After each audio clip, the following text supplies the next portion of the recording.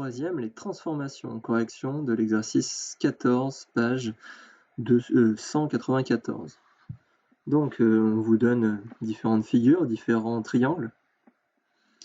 Si on observe un peu, on se dit, tiens, on a 1, 2, 3, 4, 5 triangles, et c'est tous des triangles rectangles, et a priori, ils sont tous égaux. C'est-à-dire qu'ils ont tous les angles de même mesure, et donc et les côtés de même longueur. Ils sont tous les côtés de même longueur, donc ce sont des triangles égaux. Voilà, et donc on vous dit citer deux triangles symétriques par rapport à un axe. D'accord? Donc on cherche une symétrie axiale.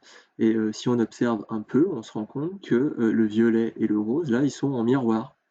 Et qu'effectivement, c'est fort probable qu'il existe un axe de symétrie. Voilà, je vais dessiner l'axe de symétrie, ça devrait tomber au milieu, un peu comme ceci. Si vous deviez le dessiner, c'est simple, cet axe de symétrie. Il suffirait de prendre son compas, d'ouvrir le compas d'une certaine longueur, de piquer ici, et puis de faire un arc de cercle comme cela.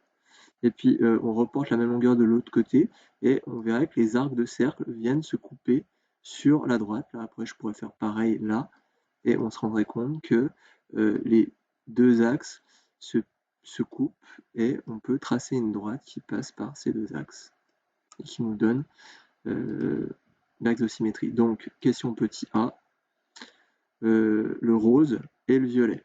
Ensuite, question petit b, deux triangles symétriques par rapport à un point. Donc, je vous rappelle que par rapport à un point, c'était une rotation de 1 demi-tour. Une rotation d'un demi-tour, de 180 degrés. D'accord? Donc ça peut pas être ça, parce qu'on voit que ça c'est une rotation de 90 degrés. Donc par contre, là on voit que le rose et le beige, ils sont effectivement opposés, en quelque sorte, et que si on s'amuse à tracer en fait les droites qui relient les sommets des deux triangles, eh bien il y a un point d'intersection qui serait par là, et que ce point d'intersection, c'est le centre de symétrie. Donc question B, les triangles qui sont symétriques par symétrie centrale sont le rose,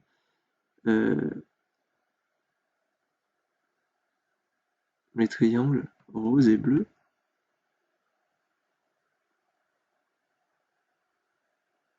C'est bizarre.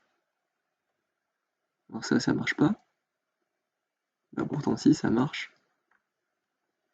Bon, apparemment, il y a aussi le rose et le bleu. Oui, forcément, parce qu'il y en a deux qui sont des translations. Donc, oui, bon, donc vous aviez rose et beige. Je sais pas si c'est beige, hein. Peut-être ils vont dire que c'est jaune à tous les coups. Alors, je me suis trompé.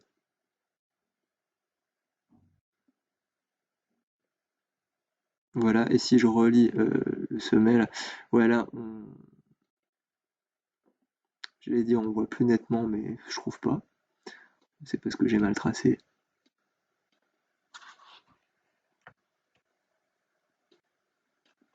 Voilà, effectivement, là, on voit que les trois droites se coupent en un point. Donc oui aussi, le rose et le bleu sont symétriques par rapport à un point, donc c'est une symétrie centrale. Le C, deux triangles, un triangle et son image par translation. Donc là, on les a trouvés. C'est ceux qui sont glissés mais sans rotation. Donc le jaune et le bleu.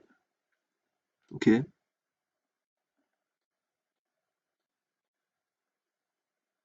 Ouais, donc le beige. Le bleu et le beige. Oui, ça me rassure, ça c'est du beige. Et enfin, par rotation. Donc à l'évidence, par rotation, on a le rose et le vert. On est d'accord? Et il semblerait que ça soit une rotation de 90 degrés, parce qu'on aura un angle droit, et dans le sens horaire. donc dans le sens des aiguilles d'une montre. Mais comme on a vu précédemment, donc sûrement c'est ça hein, qui est dans le corrigé, le rose et le vert, mais pas que. Parce que en fait, on a dit que la symétrie centrale, c'était une rotation de 180 degrés. Donc effectivement, là je peux partir du rose et je dois avoir mon point. On va faire celui-là déjà. Donc voilà, là j'ai mon centre de symétrie qui est aussi un centre de rotation. Donc par exemple, là on voit très bien que on va avoir une rotation là dans le sens anti-horaire de 180 degrés. Mais un demi-tour dans un sens ou un demi-tour dans l'autre aboutit au même endroit, donc ça pourrait être aussi une rotation dans le sens horaire. Ça revient exactement au même. D'accord? Et pareil ici. Voilà. Mon centre de symétrie, il est là. Et c'est aussi un centre de rotation, une rotation de 180 degrés, aussi bien dans le sens horaire que dans le sens anti-horaire.